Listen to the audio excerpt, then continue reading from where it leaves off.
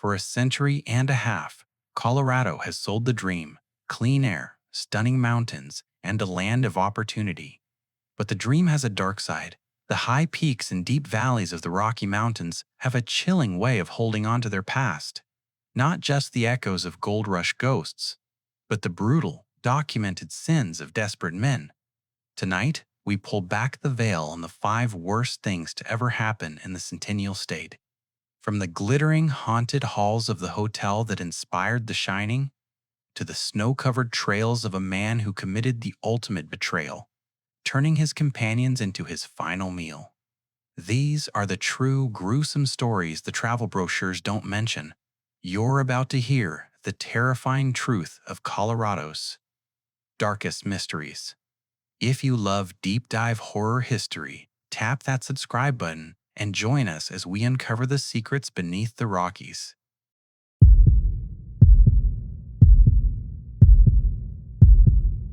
There are some places on this earth that are simply wrong. From the surface, they might look beautiful. They might be places of laughter, of sunlight, of community. Places where people jog on winding paths, where families spread blankets on green grass, where a grand white pavilion, built of Colorado marble, stands elegant and serene against a backdrop of the Rocky Mountains. This is Cheesman Park in Denver, Colorado, an 80-acre jewel in the city's urban landscape. But this beauty is a lie. It is a thin, green veneer stretched over a wound that is never healed. The grass is green because it is well watered, but it is also fed by what lies beneath. The laughter of children playing on the lawns echoes in the same space where the dead were desecrated. And the grand pavilion stands not as a monument to civic pride, but as a marble mask built to hide a history of greed, disrespect, and unimaginable horror. Because Cheesman Park is not a park. Not really. It is a mass grave, a poorly hidden, badly plundered, and deeply haunted mass grave where an estimated 2,000 bodies still lie, unmourned and unmoved, just inches beneath the soil. This story begins not with a ghost, but with a promise. In 1858, the city of Denver was barely a year old, a rough and tumble gold rush settlement. Its founder, General William Larimer, set aside a 320-acre plot of land on a high, windy hill east of the city. He called it Mount Prospect Cemetery. It was to be a beautiful, dignified final resting place, high enough to be seen from all around. The promise faded almost instantly. The land, it turned out, was not Larimer's to give. It was, by treaty, Arapaho land, and even after the U.S. government claimed it, the cemetery was never a place of peace. It was a place of grim necessity. The first burial, or at least the one that set the tone, was in 1859. A Hungarian immigrant named John Stoffel, in a dispute over gold dust, shot and killed his brother-in-law. With the nearest official court in Kansas, the frontier town formed a people's court and promptly convicted Stoffel of murder. He was hanged from a cottonwood tree. Then, in an act of grim frontier practicality, he and his victim were unceremoniously dumped into the same grave at Mount Prospect. An auspicious start. This was the cemetery's true legacy. It was not a place for the wealthy or the loved. They would later be buried in the new, manicured Riverside Cemetery. Mount Prospect became the boneyard. It was a dumping ground for the city's unwanted, the criminals, the vagrants, the paupers, the victims of disease.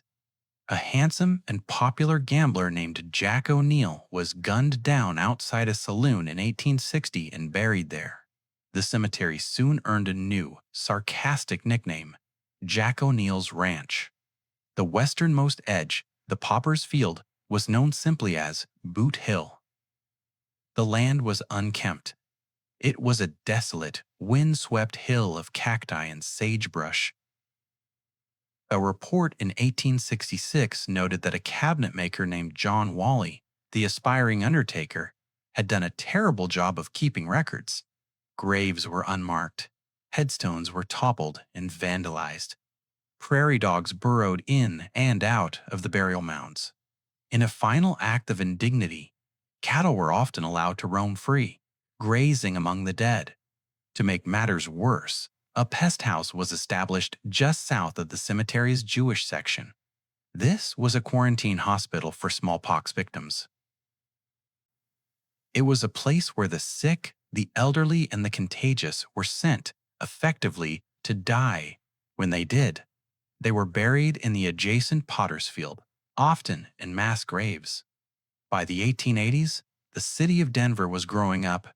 The frontier town was becoming a metropolis, the queen city of the plains, and the city's new elite, building their opulent mansions in the Capitol Hill neighborhood, were furious. Their beautiful, expensive homes looked out directly onto this eyesore, this derelict, weed-infested necropolis.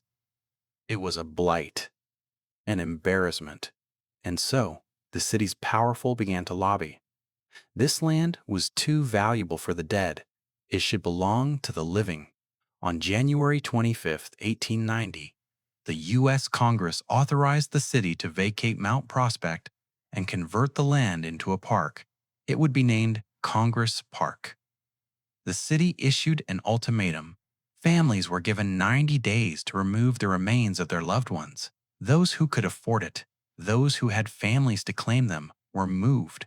The Hebrew Burial Society and the Catholic Church, which maintained their own sections, Mount Calvary, began an orderly, respectful relocation. But what of the others? What of the thousands in the potter's field? The criminals, the vagrants, the solitary prospectors, and the smallpox victims? What of Jack O'Neill and John Stoffel? They had no one. They were unclaimed. And as the 90-day deadline passed, more than 5,000 bodies remained, forgotten, in the ground. The city had a problem. It needed to clear the land, and it needed to do it cheap. In 1893, the city of Denver awarded a contract to a man who would become the central villain in this entire sordid affair, an undertaker named Edward P. McGovern. McGovern was not a man of sentiment. He was a man of cold, hard arithmetic. He was paid $1.90 for each body he was to box and transfer to the new Riverside Cemetery. That's $1.90 per body. And he quickly, unscrupulously, realized how to make a much larger profit. The gruesome work began on March 14, 1893. It became a public spectacle. Reporters, city officials, and morbid curiosity seekers gathered to watch the exhumations. For the first few days, the work was orderly, but McGovern was losing money. The task was too slow. So, he changed his methods. He stopped buying full-sized adult coffins. They were too expensive, too bulky. Instead, he ordered child-sized coffins, wooden boxes no more than 3.5 feet long. The math was simple, and it was monstrous. When his workers unearthed a full-grown, decomposing adult, they did not respectfully transfer it. With shovels, with axes, they would subdivide. They would break the bodies apart, hack off limbs, snap spines, and cram the pieces into the tiny boxes. The scene, as reported by appalled onlookers, was something out of a medieval nightmare. Drunken workers, covered in filth, would rip open the rotting caskets. Sometimes, a body was surprisingly intact. They would break it. Sometimes it was just a skeleton. They would shatter it. They mixed the remains. The bones of 3 or 4 different people would be stuffed into a single child's coffin. This wasn't just efficient. It was profitable. A single 6-foot-tall body, dismembered and packed into 3 separate small boxes, would net McGovern 5 paws, 70, triple the original fee. The work was a chaotic, ghoulish rush. Body parts and bones were strewn everywhere. Tattered shrouds and fragments of clothing were left on the field, trampled into the mud. And the chaos attracted predators.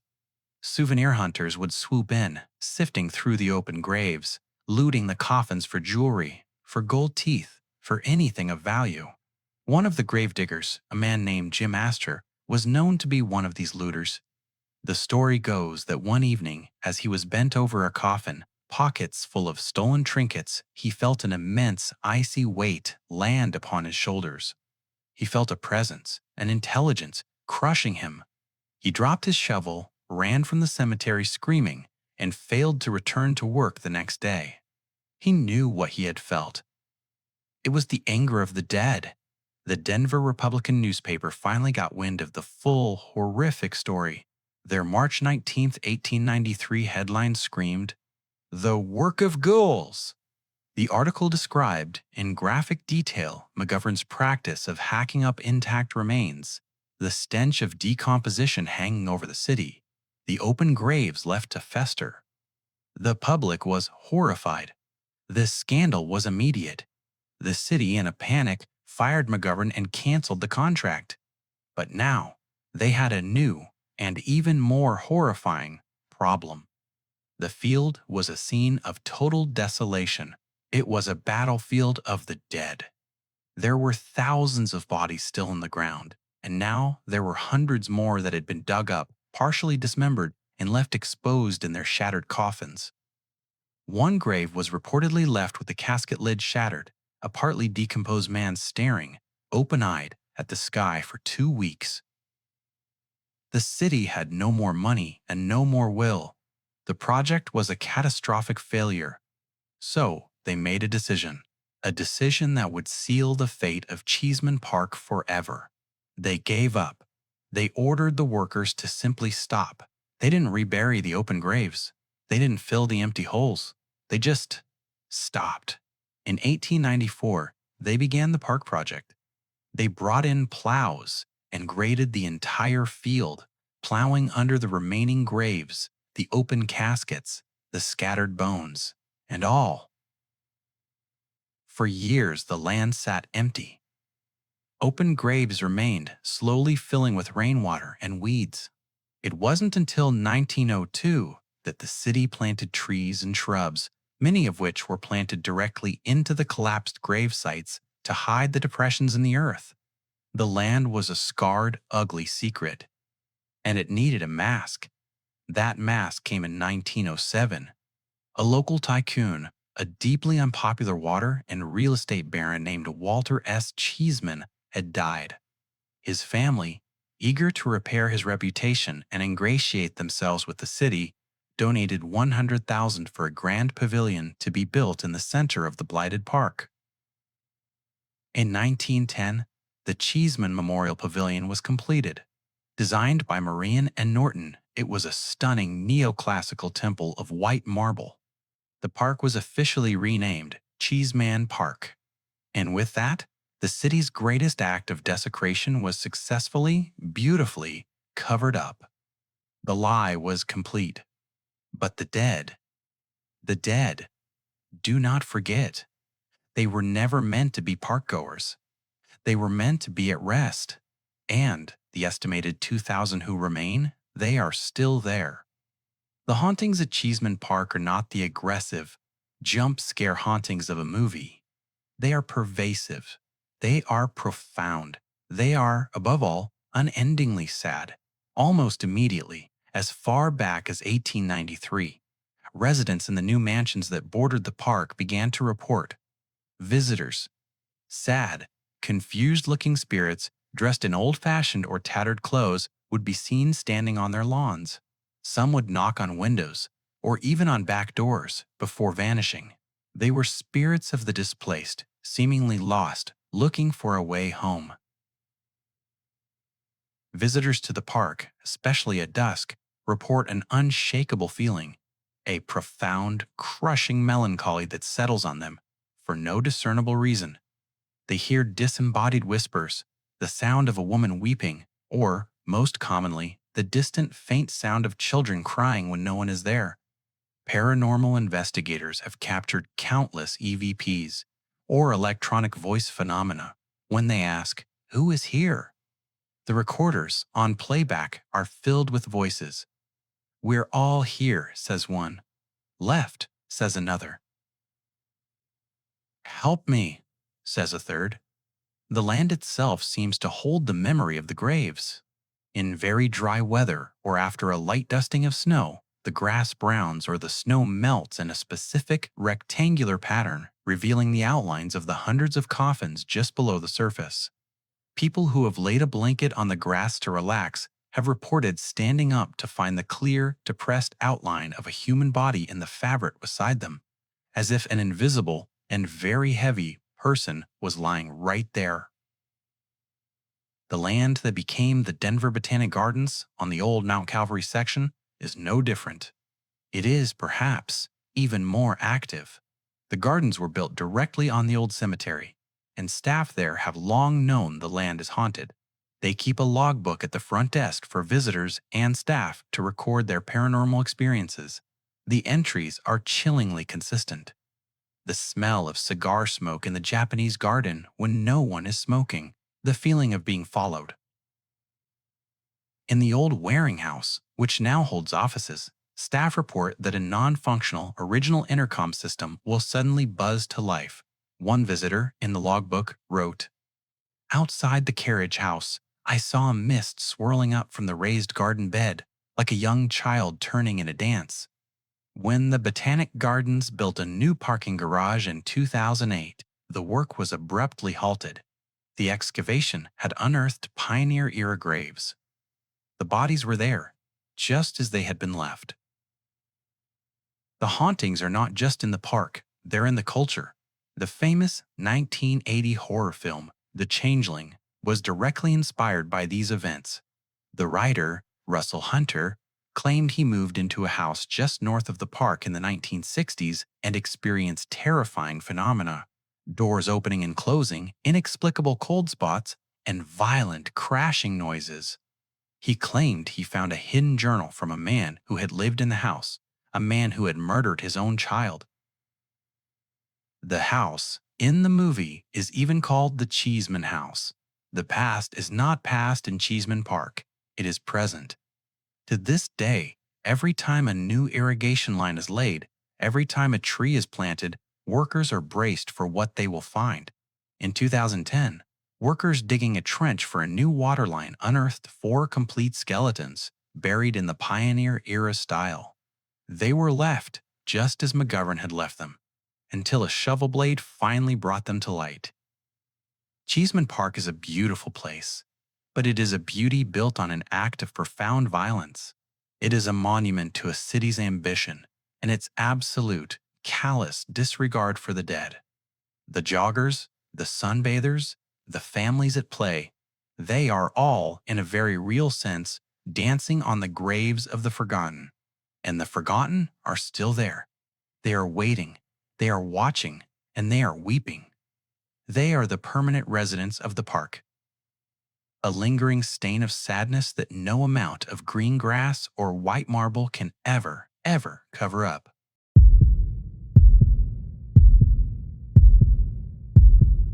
We have a name for the monster that hides in the dark. We call him the boogeyman. We tell ourselves he isn't real. He is a child's story. A shadow in the corner of the eye. A primitive fear of the dark that we, as modern, civilized people, have long since outgrown. We live in lighted cities, behind locked doors. We are safe. In 1911, the residents of Colorado Springs believed they were safe too. Colorado Springs, at the turn of the 20th century, was not a rugged, frontier outpost. It was the city of sunshine, a genteel, wealthy, and pious health resort nestled at the foot of Pikes Peak. It was a place of tuberculosis sanitariums, grand hotels, and clean, wide avenues. It was a city of progress and civility. But in the autumn of 1911, Colorado Springs learned that the boogeyman is very real.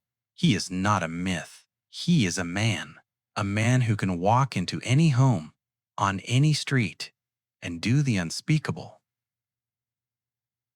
And then simply walk away. This story is not about one murder.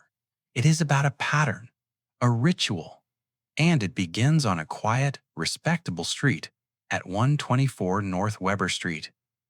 This was the home of the Wayne family, a small, simple, and by all accounts, happy household. There was Mrs. May B. Wayne, the 50-year-old matriarch of the home, her 19-year-old son, Arthur C. Wayne, and a young boarder, a friend of the family, Miss Ida May.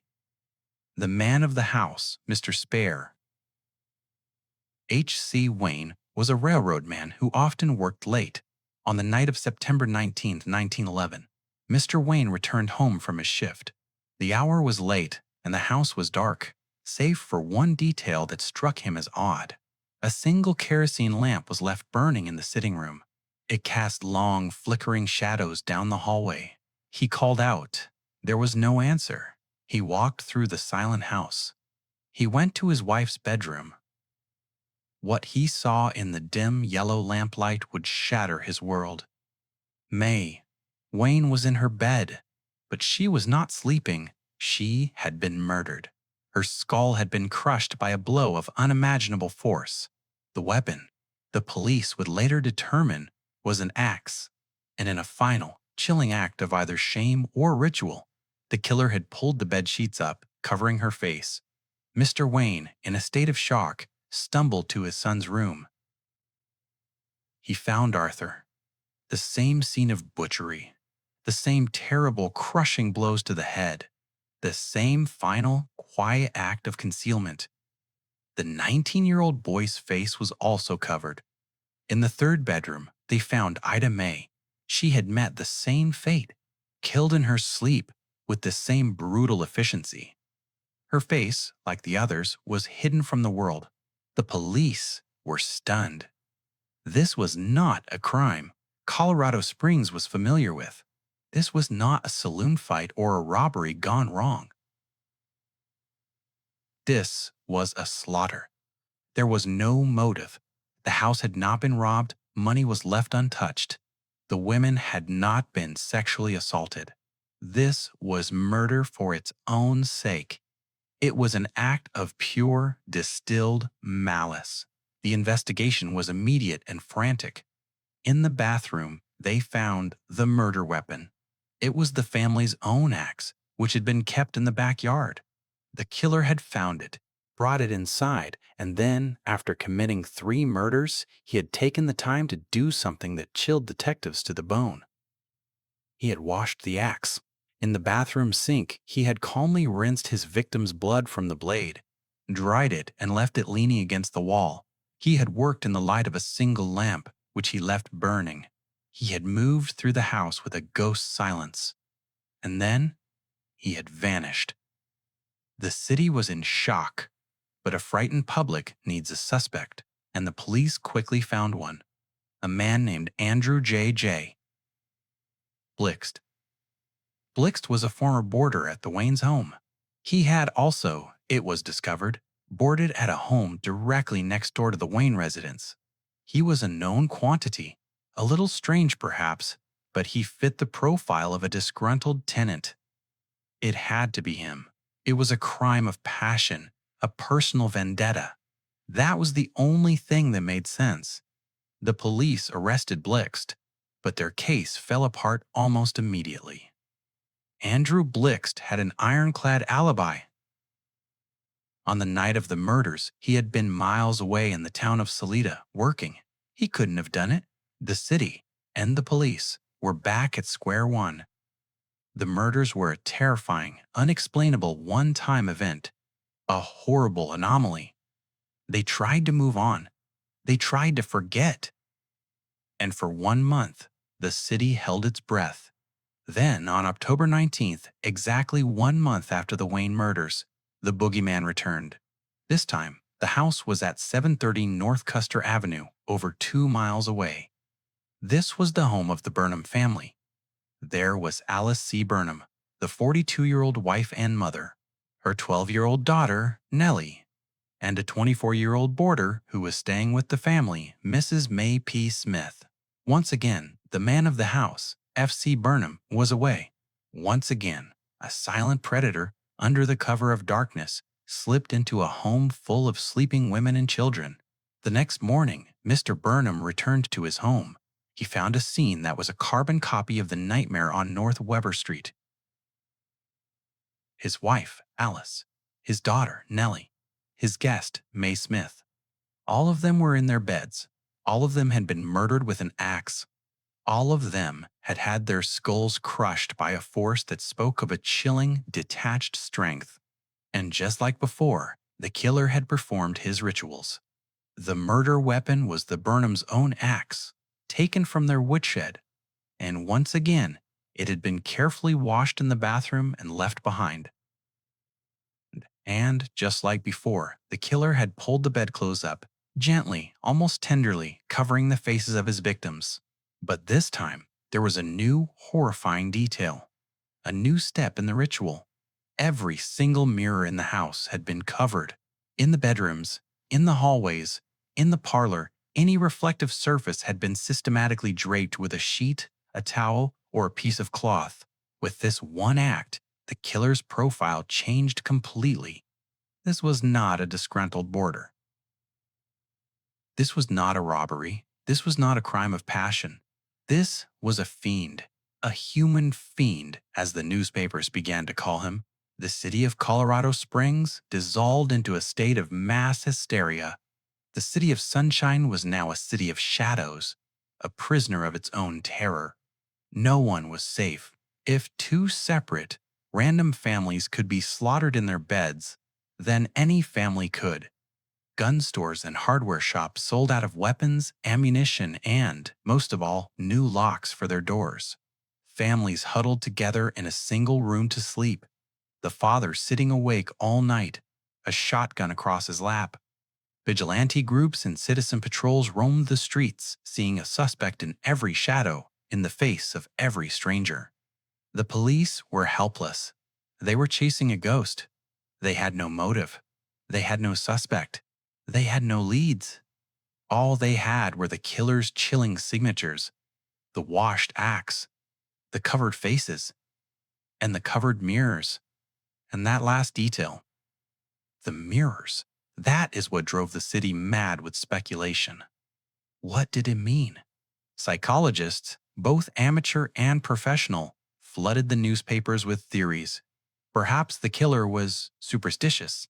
Perhaps he was terrified of the old folklore that a person's soul, upon death, could be trapped in a mirror, or that the dead might rise and pull the living in. Perhaps it was a flicker of remorse, a terrible, human-like shame. He was a monster, but he was a monster who could not bear to see what he had done. He covered the mirrors so he would not accidentally catch a glimpse of his own reflection, so he would not have to look the boogeyman in the eye. Or, and this was the most terrifying theory of all, perhaps it meant nothing. Perhaps it was simply part of his game. A flourish, a signature left by an artist who had perfected his horrible craft, a way of taunting the police, of telling the world, I am in control. I am methodical. I am not like you. The police, in their desperation, rounded up every vagrant, every gypsy, every stranger in town. They rearrested Andrew Blixt, their original suspect, convinced his alibi must be flawed. They grilled him, they pressured him, but they had nothing. He was released. They looked at a local man who had recently been committed to the insane asylum in Pueblo, but his timeline didn't match. They chased down reports of a blood-stained man seen boarding an early morning train. But the man was never found. The human fiend, whoever he was, had a pattern. He struck on the 19th of the month. The entire city of Colorado Springs braced for November 19th. They nailed their windows shut. They barricaded their doors. The city was an armed camp, waiting for a monster to appear. And then, nothing. November 19th came and went. So did December 19th. The fiend did not return. The killer, who had held a city hostage for 2 months, was gone. He had slipped into the city, committed 2 acts of impossible butchery, and then, like a phantom, he had dissolved back into the night. The case went cold. It remains cold to this day. But the story of the human fiend does not end in Colorado Springs. To understand who or what he was, you have to zoom out. You have to look at a dark constellation of murders that stretched across the entire American Midwest. Colorado Springs was not the first, and it was not the last. In September 1911, before the Wayne murders, two similar axe murders occurred in Paola, Kansas. In October 1911, just days before the Burnham murders, the same thing happened in Monmouth, Illinois. A family killed with an axe. The bodies covered. The killer seemed to be moving. And then, 8 months after he vanished from Colorado, in June of 1912, the boogeyman arrived in Villisca, Iowa. The crime scene in Villisca was a perfect, and even more brutal, echo of the Colorado Springs murders. The Josiah Moore family, a mother, a father, and their 4 children, along with 2 young girls who were sleeping over, were all found murdered in their beds. The weapon? An axe. The victims? All had their faces covered with bedclothes. The mirrors? Every mirror and reflective piece of glass in the house was covered with a cloth. The details were identical. The washed blade. A lamp left burning. A killer who had spent hours in the house, undetected. A predator who had slipped in, done his work, and vanished back into the rail yards. This was the terrifying truth. The human fiend of Colorado Springs was not a local. He was a traveler. He was a murder tramp, a transient killer who moved from town to town by hopping trains. He was a shadow who would drift into a sleeping city, select a house not for wealth, but for its perceived vulnerability, its quietness. He would find the family's axe in the woodshed because he never brought his own. He would enter the house, not by breaking a lock, but by walking through an unlocked door. He would move from room to room in the dim light of a single lamp, a silent, methodical reaper. And when his work was done, he would perform his rituals, wash the blade, cover the faces, shroud the mirrors, and then, before the sun rose, before the milkman started his route, he would walk back to the rail yard, climb onto a departing train, and disappear. This is why he was never caught. The boogeyman has no name. He has no address. He is just a shape in the dark. The 6 victims of the Colorado Springs axe murders were just 2 stops on a bloody, cross-country journey. The houses on North Weber and North Custer are long gone, but the story remains. It's a story that serves as a cold, permanent reminder. A reminder that the locks on our doors are just a suggestion, that the walls of our homes are just a thin barrier, and that the boogeyman, the real flesh-and-blood boogeyman, is always out there watching, waiting, and just deciding which house is next.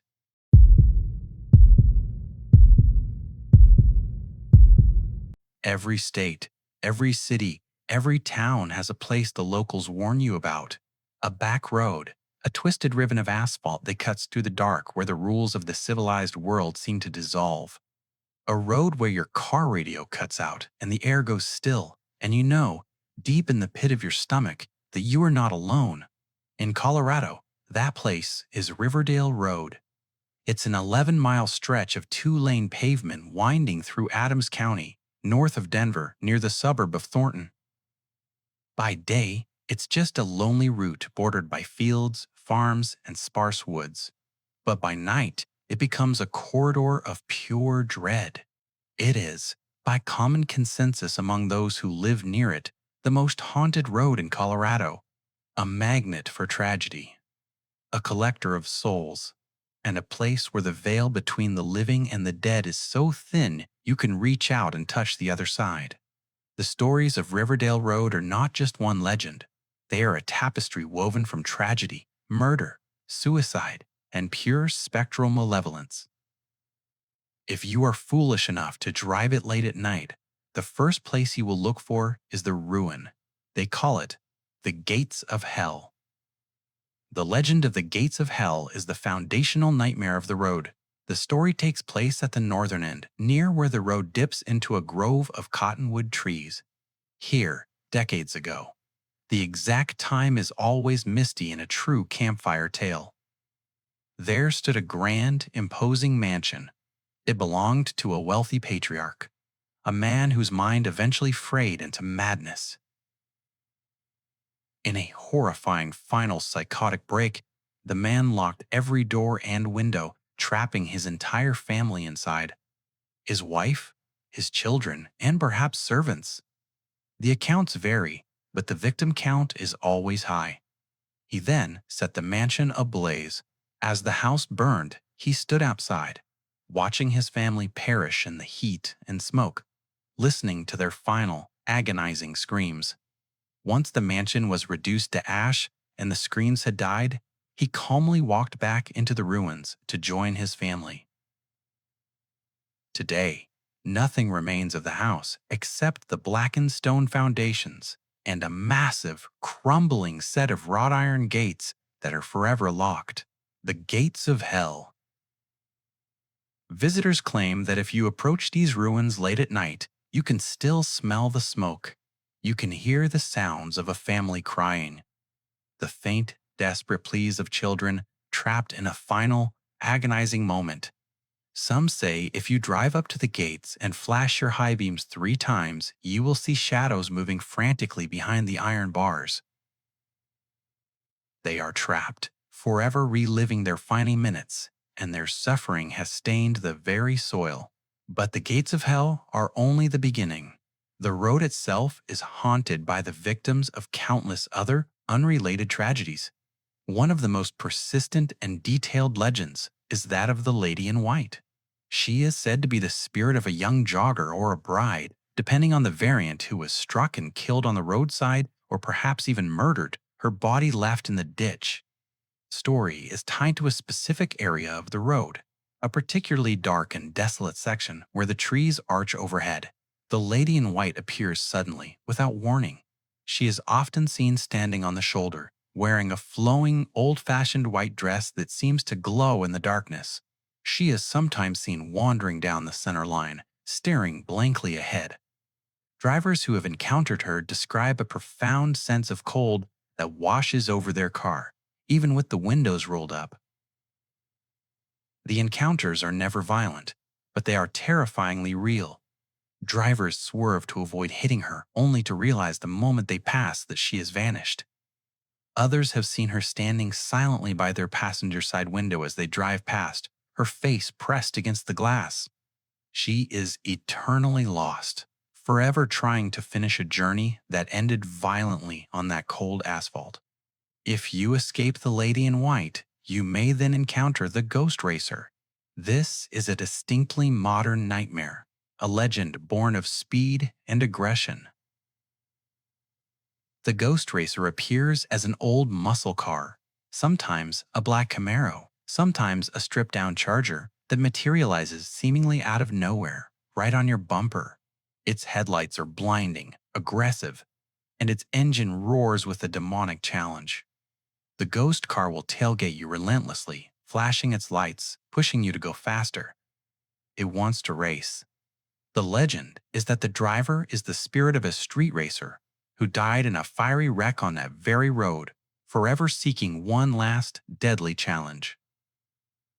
If you slow down, the spectral vehicle will speed around you, only to vanish into the darkness ahead. But if you take the challenge, if you push your car past the limits, the phantom muscle car will appear right next to you, matching your speed, and that's when you see the driver. He is a dark, indistinct silhouette, sometimes described as having a skeletal or mutilated face. And then, at the peak of the speed, he disappears. The engine noise cuts out, the lights vanish, and you are left alone on the black road, the silence more terrifying than the roar. The encounter often leaves drivers with the unshakable feeling that they only narrowly avoided becoming the next victim to fuel the Ghost Racer's eternal challenge. Beyond these main figures, the road is a repository of smaller, more insidious hauntings. There are the phantom handprints. These prints appear without explanation. Drivers, often after they feel they have had an encounter with one of the entities, will stop their cars only to find small, muddy, or dusty handprints smeared on their rear windshield or back window. But the disturbing part is that the prints are on the inside of the glass. The implication is clear. Something was inside the car with you, sitting silently in the back seat, watching you. The air itself seems to carry the sounds of the road's dark past. People driving through the denser wooded sections report hearing the sounds of a Native American massacre. Riverdale Road is built on what was, centuries ago, Arapaho and Cheyenne territory. The sounds are described as war drums, distant screams, and the frantic chaos of a battle that took place long before the road was paved. This suggests the horrors of the road extend far beyond the modern era, tapping into a deep, ancient layer of suffering. The atmosphere is often described as oppressive and suffocating. Drivers report the distinct smell of wood smoke, even on clear nights, a memory of the burning mansion. They also report the sickly sweet odor of decay, a sudden, overpowering wave of rot that passes through the car, even with the air vents closed. The legends even tell of a ghostly figure often seen walking along the railroad tracks that border a section of the road. A man with a hat, endlessly pacing, always walking away from the approaching car. This is said to be a hobo ghost, the spirit of a transient who met a lonely, violent end in the shanty towns that used to line the tracks. A ghost tied forever to the means of his travel. But perhaps the most terrifying element of Riverdale Road is the psychological effect.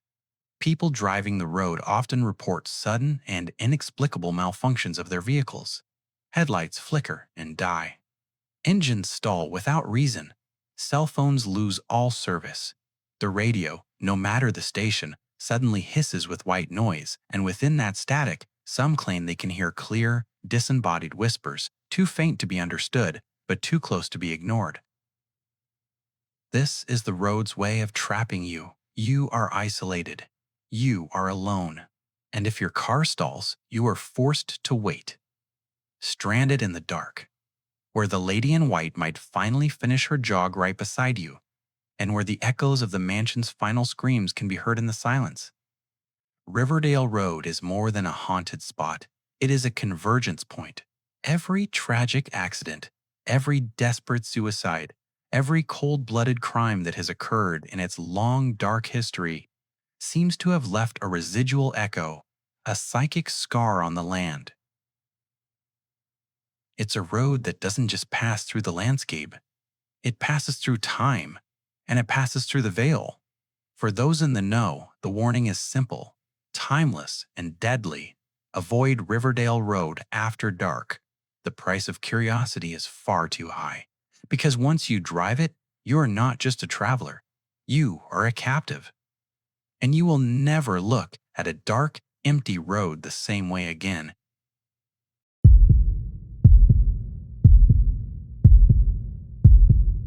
The American West was built on a simple promise: opportunity, gold in the streams, silver in the hills, and the freedom to seize it all.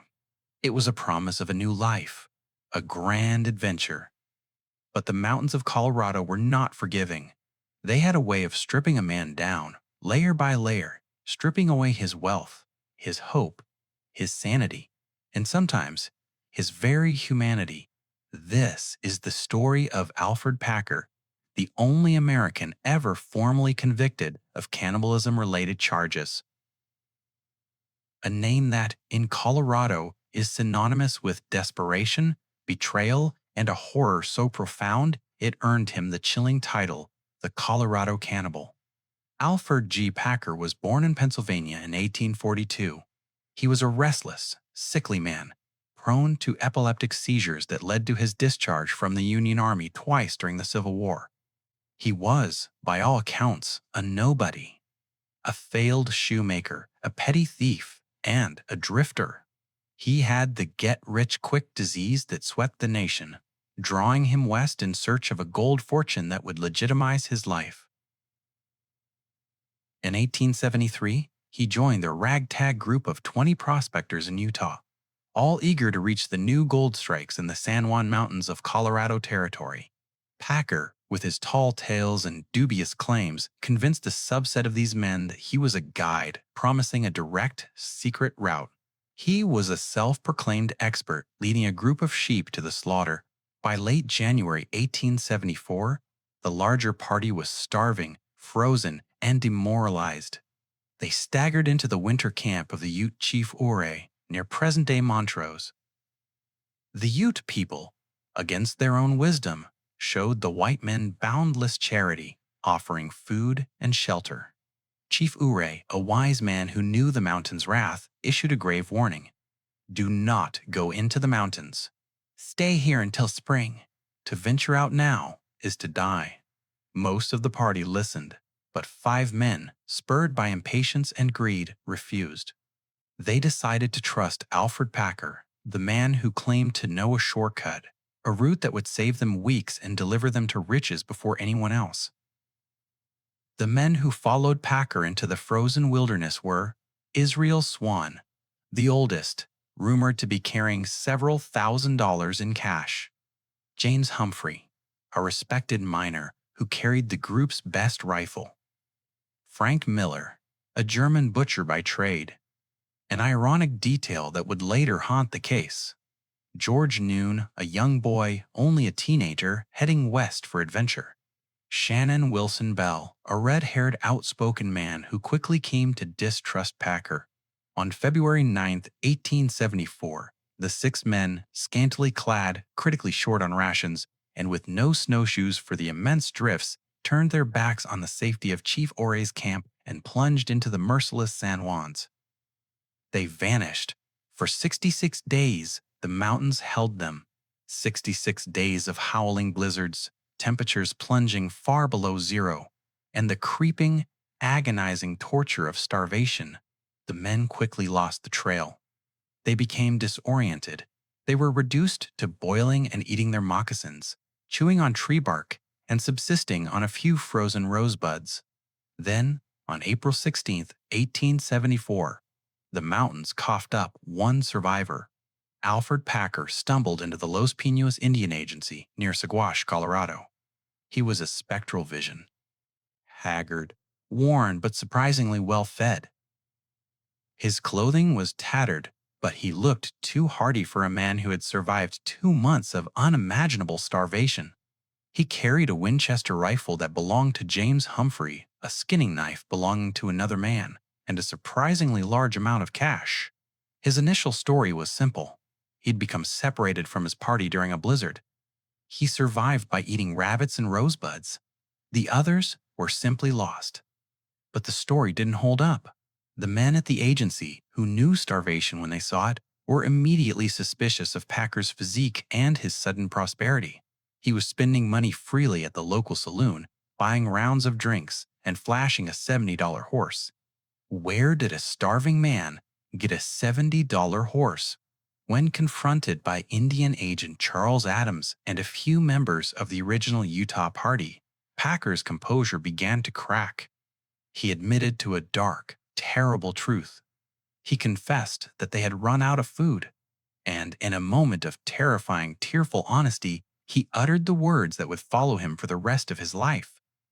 It would not be the first time that people had been obliged to eat each other when they were hungry. His first official confession, coerced by Agent Adams, was a gruesome tale of necessity. He claimed that the oldest member, Israel Swan, was the first to die from exposure and starvation. The 5 survivors ate him. Then 3 more died, one after another, and were consumed by the shrinking circle of survivors. Finally, only Packer and Shannon Bell remained. Packer claimed that a desperately hungry Bell had gone completely insane and lunged at him with a hatchet. Packer, in self-defense, was forced to shoot Bell. Alone, surrounded by the corpses of his last meal, Packer confessed that he was forced to subsist on Bell's body for the next 2 weeks until he found his way out. The city was horrified. Packer was arrested and jailed in Saguache, but before he could be brought to a formal trial, on a dark night in August, he escaped. He changed his name to John Schwartze, and vanished into the anonymity of the American frontier for nearly 9 years. The story might have ended there, a simple tale of survival cannibalism. But it didn't. On a warm day in August 1874, a traveling artist named John A. Randolph, who was sketching in the area, came upon a dreadful sight on the slopes of Slumgullion Pass, near Lake City. It was a secluded campsite by a creek. There, beneath a low-hanging tree, were the remains of the 5 missing men. The bodies were not scattered along a trail, as Packer had claimed. They were grouped together, and they had not died of simple starvation or exposure. The sight was a scene of savage, premeditated slaughter. The skeletal remains bore the brutal evidence. Skulls were shattered. All 5 bodies had been repeatedly struck by a hatchet. The wounds were not consistent with a quick, desperate fight. They were methodical, designed to kill with crushing finality. And then, the gruesome detail that turned mere suspicion into certain horror. Strips of flesh had been cleanly cut from the torsos and limbs. It wasn't the clumsy work of a man fighting for survival. It was the precise, calculated butchery of a man provisioning for the long winter. Frank Miller, the German butcher, was found with his skull split open, his body the most extensively mutilated. The killer was clearly skilled with a knife. The discovery immediately rendered Packer's confession a lie. He had not merely survived on the dead, he had systematically murdered them.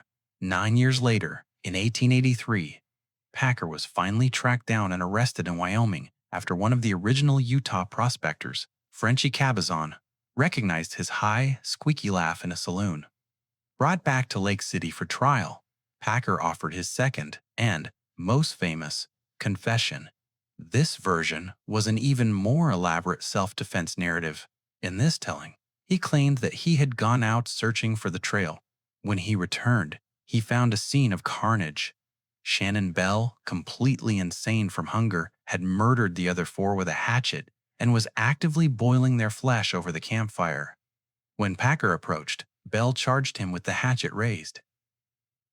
Packer shot him twice in the abdomen and killed him.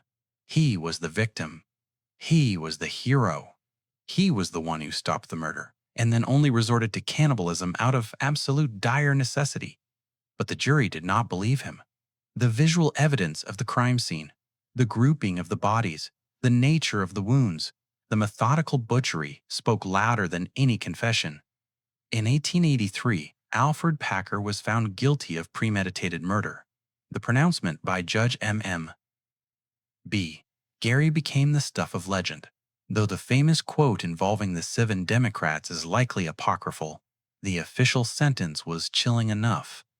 Alferd Packer, the judgment of this court is that you be removed from hence to the jail of Hinsdale County, and that on said 19th day of May, 1883, you be taken from thence by the sheriff of Hinsdale County to a place of execution prepared for this purpose, and there hung by the neck until you are dead, dead, dead, and may God have mercy on your soul. Packer was sentenced to hang. He dodged the noose on a technicality, won a retrial, and in 1886 was convicted of 5 counts of voluntary manslaughter, earning him a 40-year sentence in the Cannon City Penitentiary. He served 17 years. The modern twist to this gruesome tale is the enduring doubt. In 1989, a forensic team exhumed the remains of the 5 victims for a scientific study. The results, though inconclusive for a modern courtroom, lent some credence to Packer's second story. 3 of the skulls had major hatchet wounds, consistent with Bell's supposed rampage. But 2 other bodies, one being that of Shannon Bell, had wounds that were more complex, suggesting a chaotic struggle. The bodies were indeed cannibalized. The forensics do not definitively prove that Packer killed all 5, but they do confirm a horrific, violent struggle occurred and that the man who survived was a cannibal. Alferd Packer was paroled in 1901 thanks to a sympathetic campaign by a local journalist.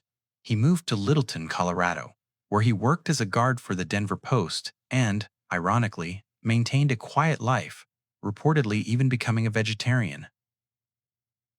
He died in 1907, carrying the dark secret of the San Juans to his grave. To this day, the area where the men perished is marked on maps. The nearby wilderness area is known as Cannibal Plateau, and the legend of Alferd Packer, the man who crossed the final dark line in his struggle for survival, remains the most notorious and most grotesque chapter in Colorado history. It is a cautionary tale of how quickly civilization can be stripped away and how close the savage wilderness, both outside and inside a man, truly lies.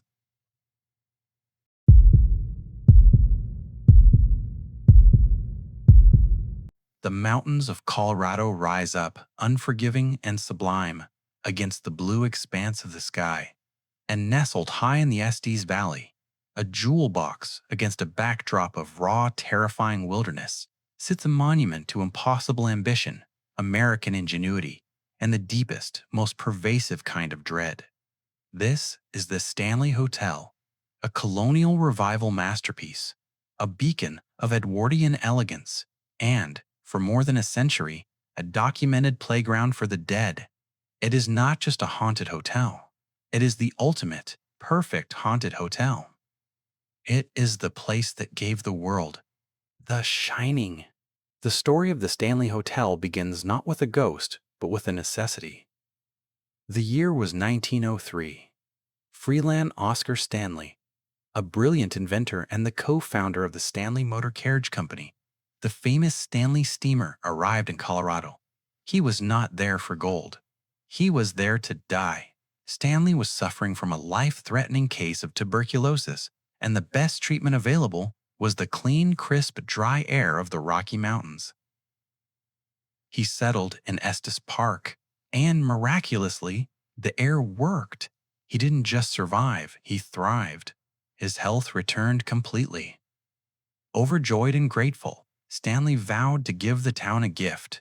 He and his wife, Flora, were accustomed to the luxury and sophistication of East Coast society, and the rugged frontier town of Estes Park offered none of it.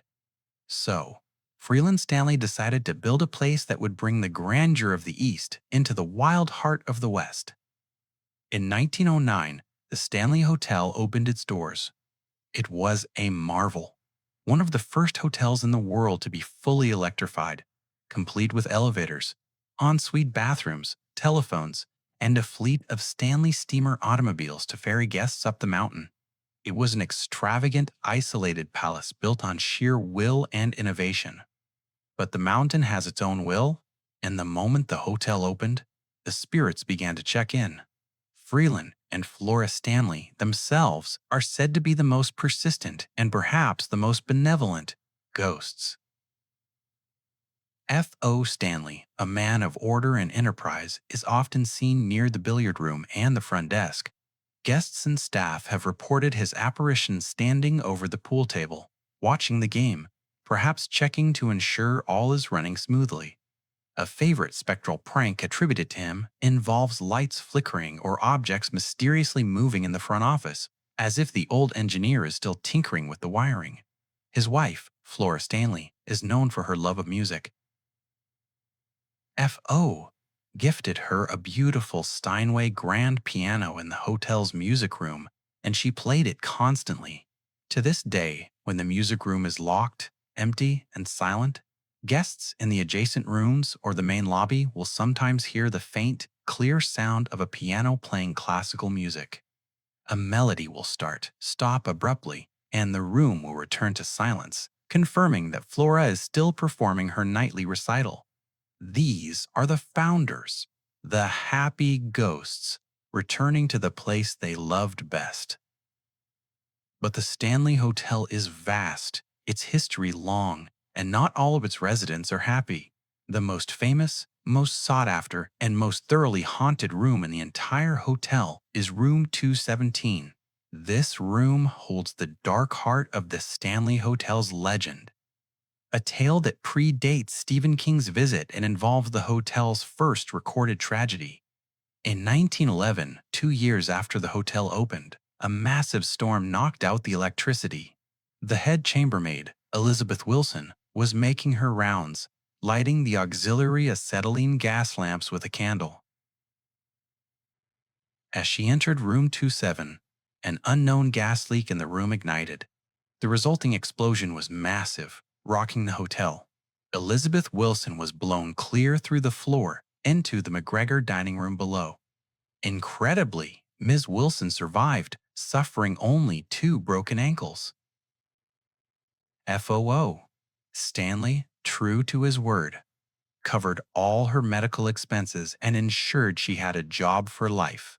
She worked at the Stanley Hotel until her death decades later. Today, room 217 is her domain. Elizabeth Wilson is a very specific type of ghost, a fastidious, proper Edwardian maid who has very strong opinions about her guests. She has a particular aversion to unmarried couples sharing a bed. Multiple guests. Unmarried couples have reported an inexplicable cold spot forming between them, and the distinct, jarring sensation of an invisible force wedging them apart in the middle of the night. It is the ghost maid, ensuring decency is maintained. Her most famous activity, however, involves the clothing and luggage. Single male travelers often report waking up to find their suitcases unpacked, or, more commonly, their clothing neatly folded and put away in the dresser drawers while they slept. She is still tending to her rooms, still caring for her guests, even if those guests have checked out of the mortal world. And it was into this legendary room, on the very last night before the hotel closed for the winter in 1974, that author Stephen King and his wife Tabitha checked in. They were the only guests in the enormous hotel. King described the atmosphere as a place where the emptiness itself felt menacing. He and Tabitha ate alone in the vast dining room, surrounded by empty tables with their chairs stacked high, listening only to recorded orchestral music. After dinner, King wandered the silent, endless corridors of the 4th floor. That night, King experienced the nightmare that launched his career into the horror stratosphere.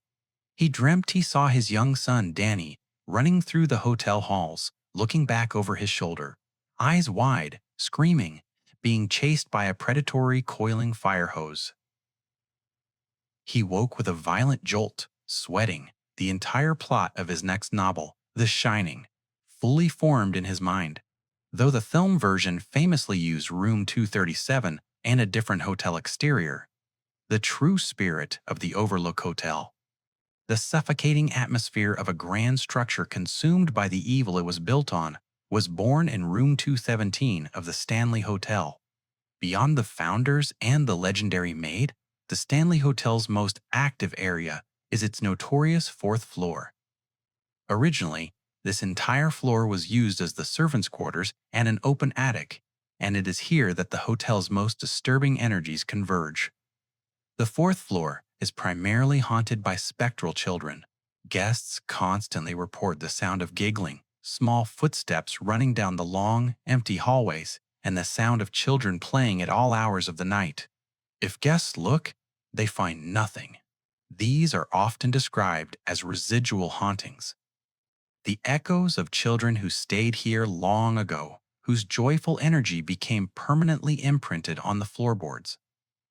However, some encounters are far more interactive. Room 407. This room is said to be haunted by Lord Dunraven, the Anglo-Irish nobleman who owned the land before F.O. Stanley. He appears to female guests, often standing by the bed, and sometimes makes his presence known by tapping on the windows or causing loud, sudden noises.